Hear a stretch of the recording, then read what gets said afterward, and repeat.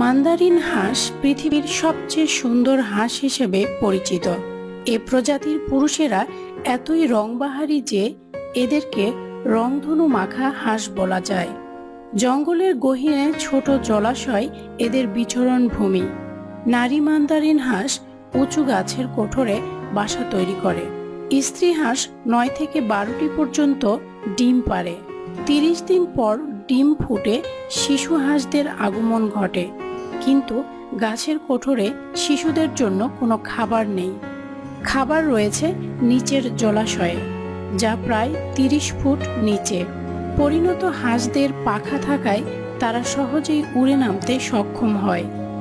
বাচ্চাদের বয়স যখন মাত্র 1 দিন, মা হাঁসটি বাচ্চাদের নিচে নেমে আসার জন্য উৎসাহ দিতে থাকে।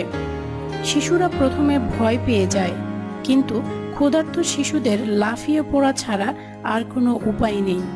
ফলে তারা মায়ের ডাকে সাড়া দিয়ে এক এক করে লাফিয়ে পড়তে থাকে। বয়স মাত্র 1 দিন হলেও জীবনযুদ্ধে বাস্তবতা এদের কাছে স্পষ্টভাবে প্রতীয়মান, এবং প্রতিটি শিশুই ভয়কে জয় করার মতো যথেষ্ট সাহসী। মান্দারিন হাঁস মূলত জাপান ও চীনের আদি বাসিন্দা।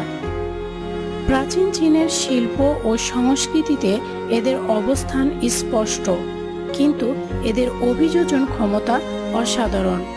ফলে বর্তমানে সাইবেরিয়া, ইউরোপ, উত্তর কোরিয়া, এমনকি আমেরিকার কিছু অঞ্চলেও এদের দেখা মেলে। দেখতে ভারী হলেও এদের ওড়ার ক্ষমতা অসাধারণ। ঘন জঙ্গলের মধ্য দিয়ে এরা প্রচণ্ড বেগে ছুটতে পারে।